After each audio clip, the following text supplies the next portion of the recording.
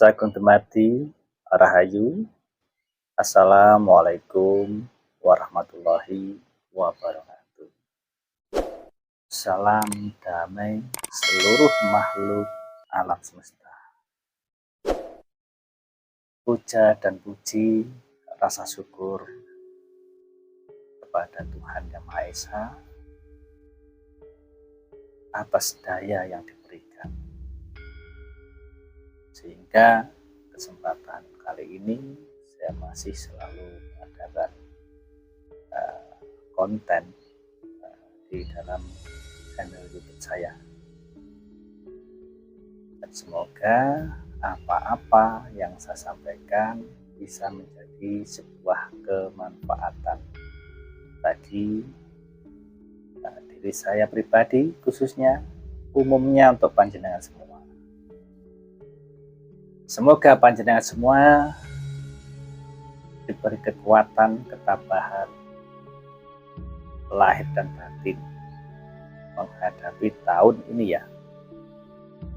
Karena tahun 2025 ini saya melihat anak saya,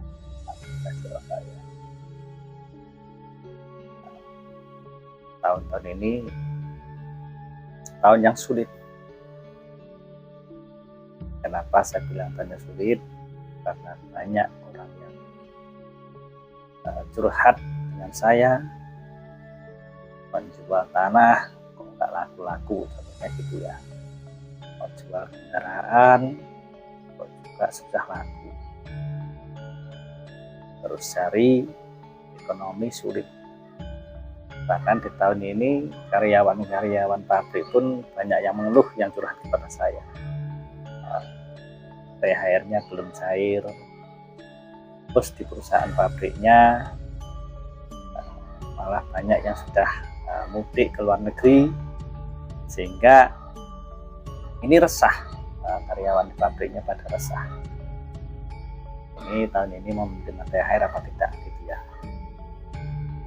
Karena memang tahun 2025 ini sudah pernah saya utarakan wejangan saya yang sebelum-sebelumnya di tahun 2022, 2023 sampai 2024 bahwa tahun 2025 ini adalah tahun yang sakral, tahun yang wingit, karena ini adalah tahun seleksi alam, tahun pembalasan karma. Jadi tidak pandang bulu, entah dari bawah sampai atas atau dari atas ke bawah, semuanya akan mengalami kesulitan. Karena masa-masa tahun ini adalah masa-masa pembayaran karma. Segala sesuatu tindak tanduk perilaku perbuatan kita akan terbalaskan, baik itu karma buruk ataupun karma baik. Kita akan menerima balasan di tahun ini. Ini bagian daripada seleksi alam. Belum lagi gejolak anasir yang ada di diri pribadi kita dan luar pribadi. Anasir tanah, api, air, udara sekarang eksistensinya sangat luar biasa, sehingga di daerah beberapa daerah terjadi bencana alam, baik itu angin, banjir, ataupun tanah longsor dan sebagainya. Belum lagi di tahun ini biasanya di bulan Ramadan, bulan puasa, menjelang Lebaran ini juga banyak tumbal-tumbal yang meninggal di jalan, banyak angka kecelakaannya meningkat. Itu memang rutinan setiap akhir tahun seperti itu. Jadi sudah dipastikan kalau mendekati Lebaran itu banyak nyawa yang melayang. Dan itu pun pernah saya bahas di konten-konten sebelumnya. Jadi kalau bulan-bulan mendekati Ramadan itu banyak korban yang berjatuhan, orang yang meninggal dunia di jalan raya diakibatkan musibah kecelakaan.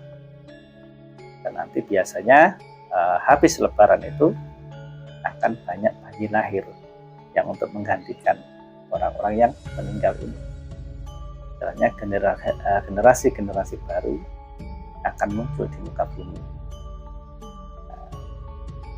Dan tahun-tahun saat ini akan banyak para pejabat, para koruptor itu nanti akan terbuka permasalahan hidupnya sesuai karmanya. Kalau berbuat karma buruk maka akan terbukalah karma buruknya. Kalau mempunyai karma baik maka juga akan mendapatkan anugerah kebaikan.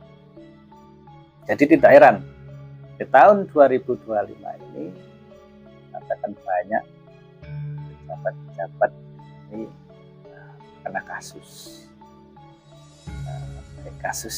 di dalam kehidupan pribadinya ataupun kasus di dalam menjalankan tugasnya sebagai pejabat negara. Dan kita pun masyarakat jelata, orang bawah pun sama, kita pun akan terkena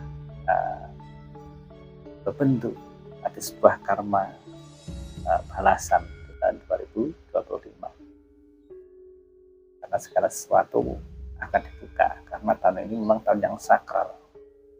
Maka dari itu mari kita sama-sama belajar untuk tetap eling dan waspada bahwa segala sesuatu sudah dititahkan.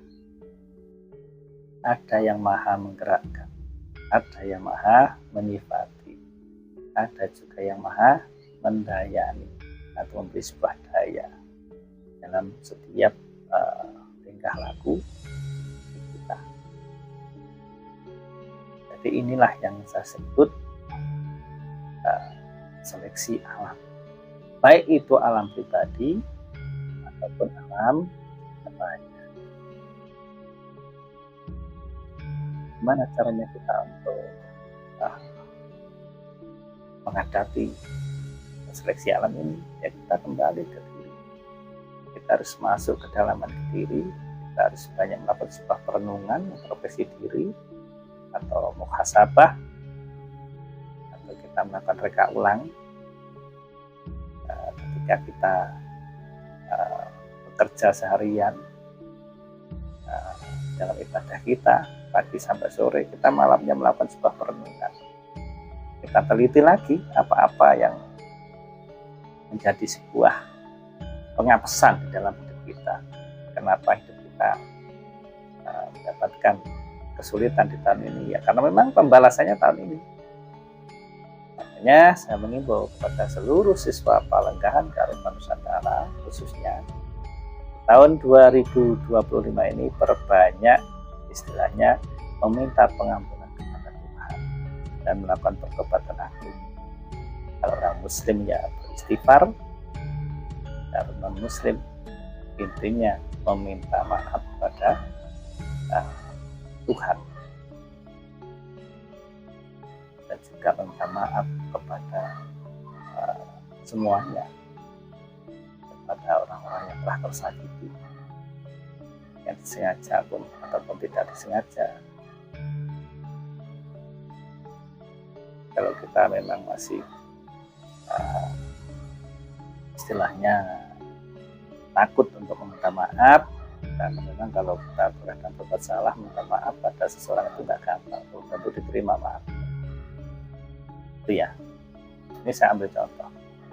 Ketika ada seseorang yang menyakiti tangganya dan dia sadar telah menyakiti tangganya, sehingga seseorang ini segera datang untuk meminta maaf pada tetangganya.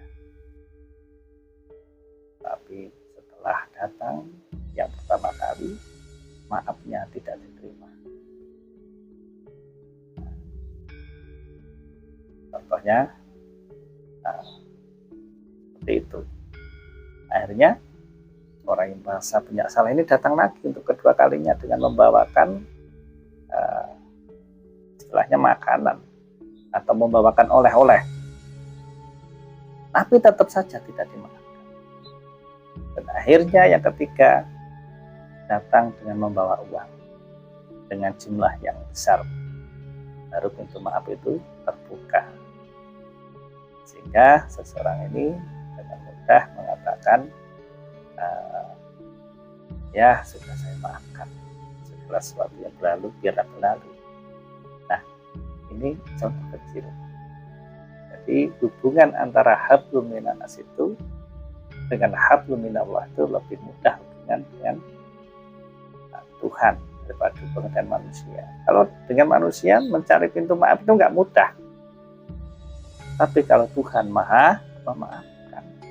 Maka dari itu di pertobatan agung ini kita utamakan dulu untuk melakukan sebuah pertobatan agung dengan meminta ampunan kepada Tuhan, dan selebihnya kita pasrahkan urusan kita sebagai manusia kepada Tuhan.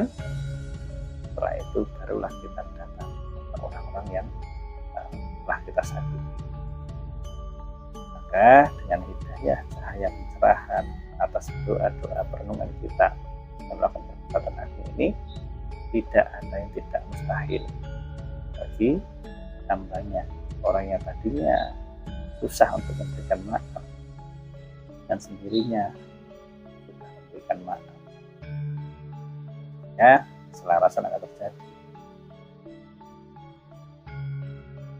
Itu inilah manusia itu kalau tersakiti susah untuk memaafkan, padahal Tuhan sendiri adalah Maha Pemaaf, Maha Pemurah, Maha Welas Asih. Tapi hamba ciptaannya sebagai makhluk justru tidak memiliki sifat yang pemurah ataupun welas asih, karena masih berbalut ego, merasa dirinya paling benar, merasa dirinya paling bersih, tapi tidak pernah melihat kekotoran di dalam dirinya, tidak pernah melihat kesalahan di dalam dirinya, sehingga egonya yang menjadi kuat sehingga berlaku demikian.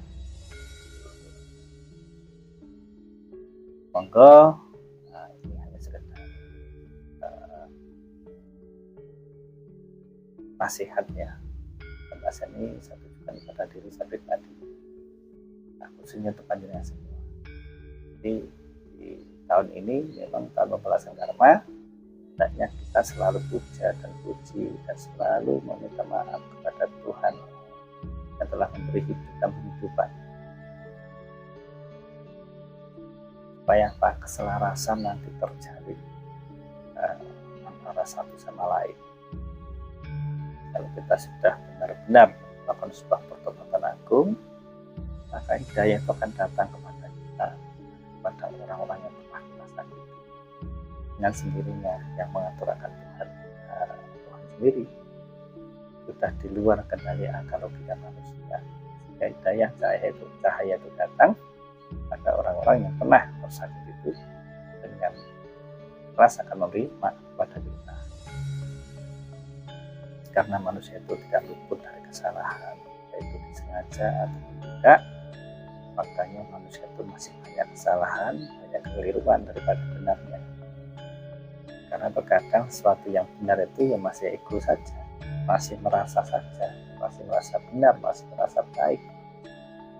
Nah, itu pokoknya iling laras podo, hati-hati, tahun ini adalah tahun pembalasan karma. Jadi ketika kita melakukan sebuah kesalahan di dalam tingkah laku perjalanan hidup kita akan mendapatkan sebuah pembalasan dengan apa-apa yang kita lakukan, kita kerjakan. Dan kalau kita sudah merasakan pembalasan karma, apalagi kalau karma buruk ya, itu sangat lebih menderitakan, membuat kita menderita, bikin kita tidak bisa tidur, tidak enak makan, tidak bisa berpikir secara jernih. Kita merasakan pembalasan karma. Ya, kalau dapat pembalasan karma yang baik akan mendapatkan anugerah, lancarkan tata lahir tata batin. Kalau karma yang datang itu adalah karma dari sebuah kesalahan, maka hidup ini sudah terasa hancur. Kita sudah tidak bisa berpikir secara jernih. Yang ada hanyalah sebuah penderitaan, sebuah kesulitan yang kita tidak mampu berpikir secara jernih. Itu maknanya ya kita hilang semangat untuk berkesadaran, untuk menjalankan sebagai kita, dan kita akan semakin terpuruk dengan pembalasan karma itu. Kayak di tahun ini hati-hati, orang yang suka menyakiti hati orang, maka di tahun ini pasti akan tersakiti. Orang yang suka merampas hak yang bukan haknya, maka akan dirampas juga penghasilannya. Jadi orang yang memiliki penghasilan tapi dari hasil merampas hak orang lain yang bukan hasilnya sendiri, bukan dari keringatnya sendiri, di tahun ini pasti akan balas dengan demikian. Dia juga akan mendapatkan hal yang demikian. Seluruh harta bendanya juga akan dirampas oleh orang lain, karena memang ini tahun pembalasan karma. Karma buruk akan dibalas dengan keburukan, karma baik akan dibalas dengan kebaikan. Mohon maaf ya, di sini menerangkan bukan berdasarkan secara pandangan sudut pandang secara agama ya. Walaupun ada yang disebut Pak menerangkan sebuah karma, di Islam nggak ada ya, karena saya tidak membahas agama pada umumnya gitu ya. Mungkin di setiap agama ya masing-masing penyebutannya.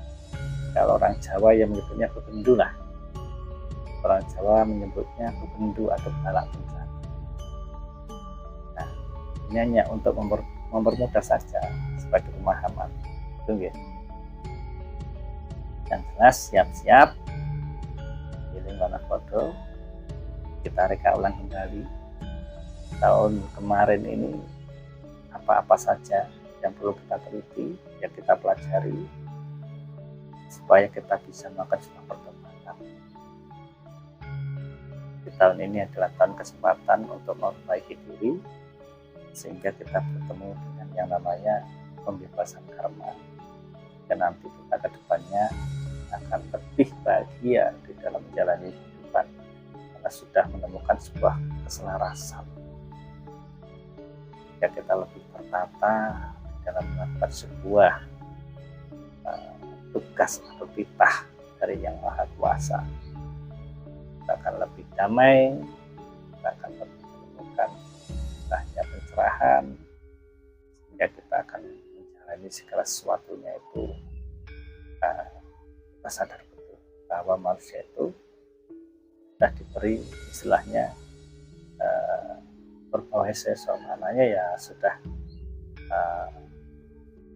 diberi yang namanya risalah atau sebuah tugas yang disebut sebagai khalifatullah atau wakilnya Allah Subhanahu wa Ta'ala, atau panjangan daripada Tuhan. Manusia itu diciptakan sebetulnya untuk melakukan sebuah perbaikan di bumi ini, alam semesta sekar raya ini. Walaupun memang kehadiran manusia ini sempat diragukan oleh para malaikat, dan malaikat itu tahu bahwa manusia itu nanti akan bikin kerusakan di sekar raya ini, di dunia ini. Tapi Allah yang Maha Tahu, Allah yang lebih tahu, sehingga manusia tetap